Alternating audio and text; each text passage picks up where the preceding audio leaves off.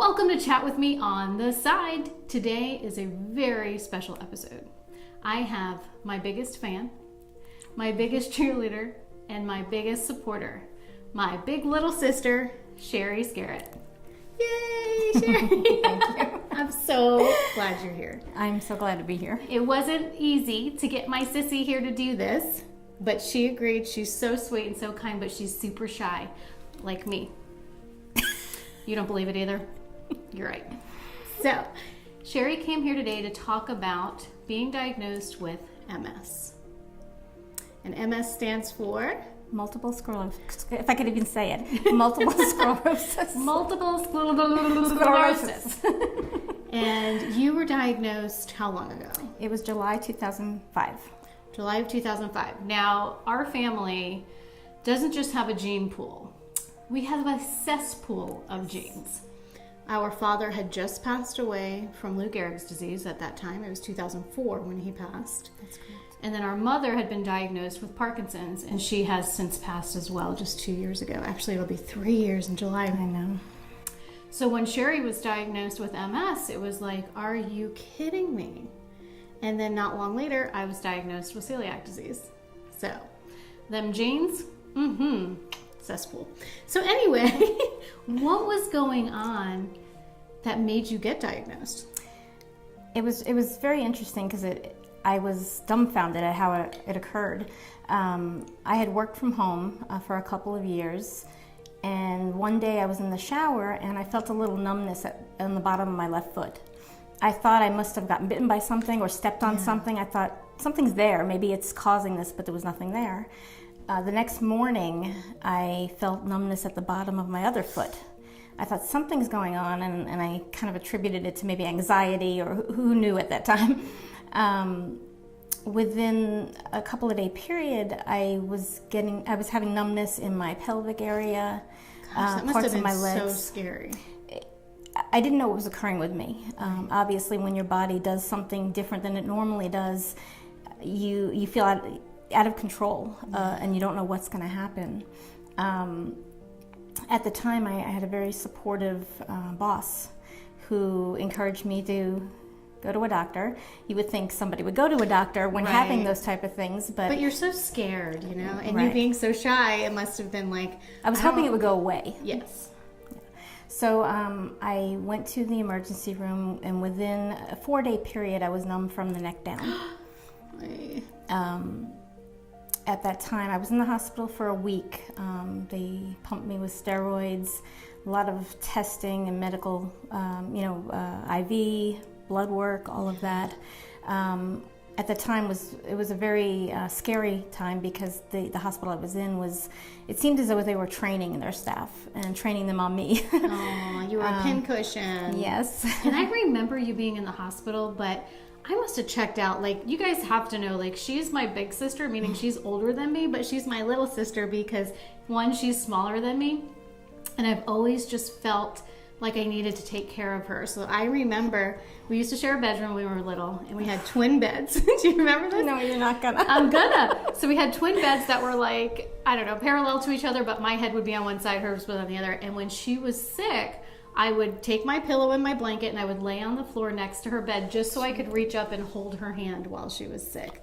So for you to be like that in the hospital was so scary, and I don't think I handled it well. I hope I was there for you, but I think when you say you were numb from the neck down, I was like, I don't remember that. I must have just shut off or something. Yeah, she's not really sick. I think I remember hearing, she's not really sick. Like my brain would not accept it. So during that week, as I said, I felt like I was a test patient due to the fact the IV took 7 people eventually, because after the 6th one... And just so anybody out there knows, any hospital or any doctor's office has that one person in the office that's so good at this that they're the person they call after 2, 3, 4, in your case, 6 people have tried. So always ask, like, if you're afraid. I do now. You do now? I do now. I say, I don't even try Whoever's your best. Bring I have veins that tend to roll, and they're not very large, even at that time where I was a large size. So they did finally get the IV in, but by that point I was bruised, both arms. It was not a nice good. scene, No. let's just say. So I did not get a diagnosis at that hospital. They were still doing tests and blood work, but they did end up sending me home with a walker. I did have some feeling, but And you it was... were how old? Okay, you're gonna We can do We're math. gonna do math. You said 2005. We're into this 2005. 14 years ago. So you were 30 It was 30 something Yes. and needing a walker. Like what? Yes. So after being home for 24 hours, my hands, which had gotten better from the steroids, actually started getting worse again, and which scared me immediately. Our mother, who anybody who knows our mother, I love my mother. She insisted, that I get the best care, and did not think that I had gotten it. And the fact that when I called the doctor's office and told them that my hands were going numb, since I was sent home with prednisone, they thought that would help, and they told me just to give it another day or two. Right. Of course, Mom would not stand for that. She immediately found another neurologist up in the Orlando area, who she got me an appointment immediately with, yes. who immediately put me into a different hospital. And within a couple of days, they also gave me steroids, but within a couple of days, they had diagnosed me with MS. And they have to do that through a spinal tap, right? Yes. I had heard about spinal taps at that time, but I didn't know anybody who had ever had one. And I only heard the facts they were giving me, which is make sure you... I was focusing on all the negativity. Well, because you're awake the whole time, right? Yeah, yes. And it's very important you stay still, because although this gives them great information, they're putting a very large needle in your spine. Right. And if you move... They'll hit and your abruptly spinal fluid it can do damage, and up to the point where you're paralyzed.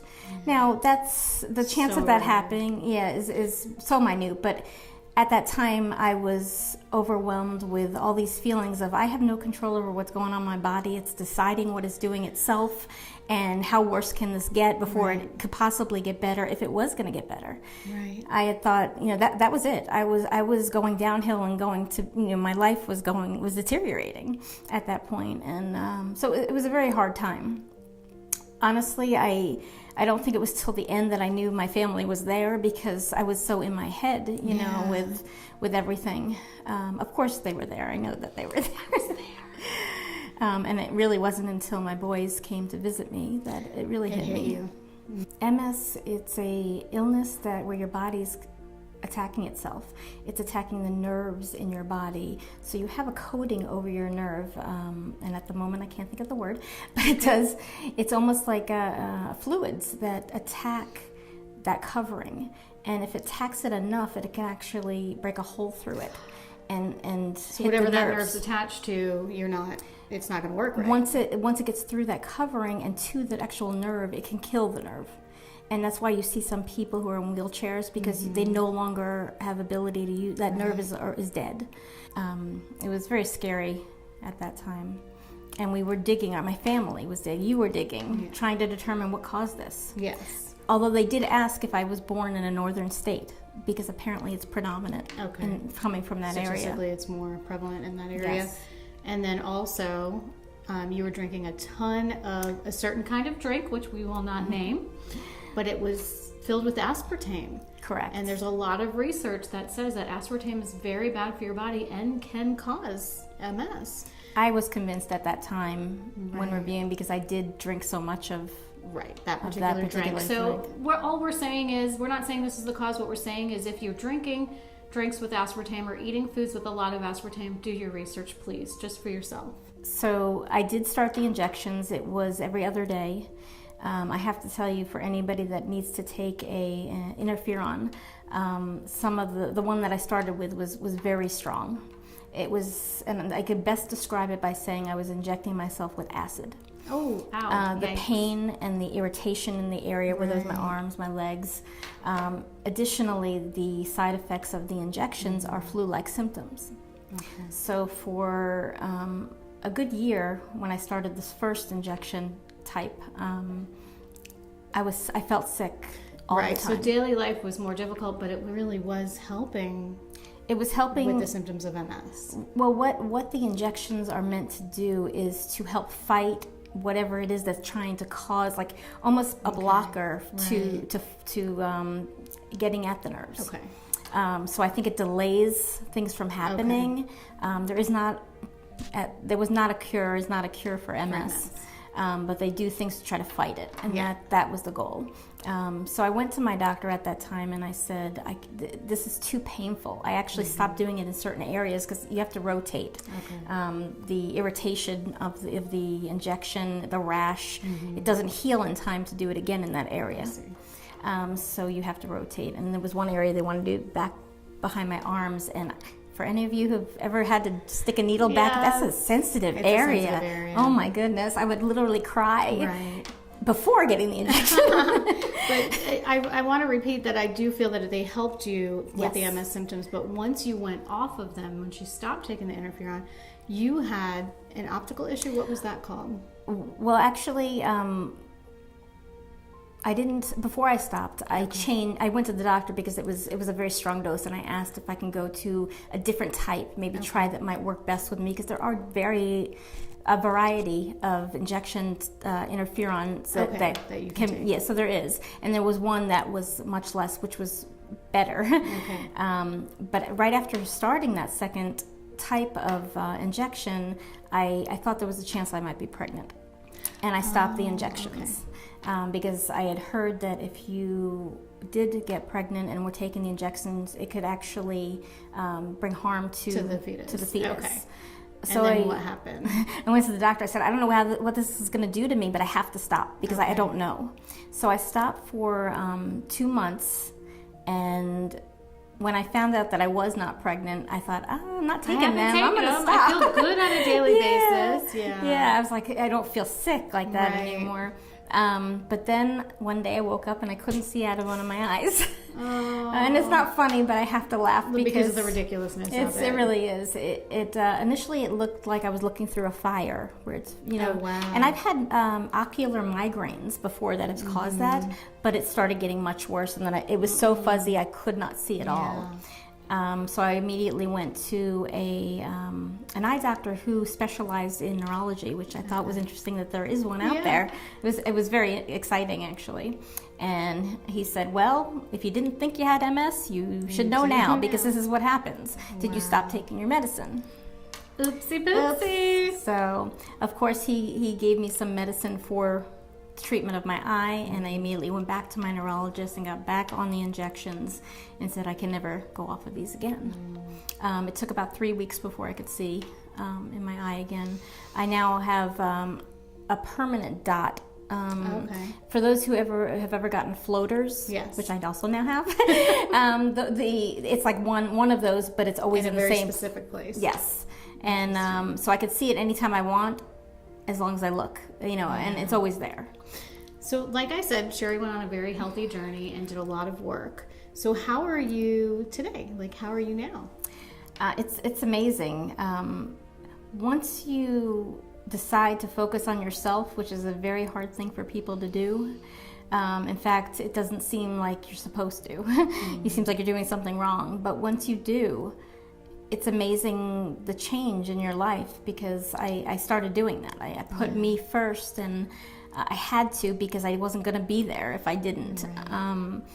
And I think that changed everything, and actually changed the way the people interact with you around you, and it actually made people happier around you because you're okay. So that's important to say that, and it's still always a fight to stay healthy. But with any autoimmune disease, every day is different. You never know kind of how you're going to wake up feeling. That is true. But you are super functional. You have a job outside of the house now. That was very helpful as well. The goal is to, or the focus should always be to always try to do what you love, and no matter how much it scares you. I've spent the last few years doing everything I can to alleviate fears that I've had, because I was fearful of anything. Everything. And I'm so proud of you for doing that. I'm so proud of you for making yourself a priority and changing your health entirely. I love that. And I think it's important for everyone to know that we can make that decision. It's never too late, no matter how far anything is medically, or no matter what you're feeling inside. There's support out there, and you definitely want to make yourself a priority and make your health a priority.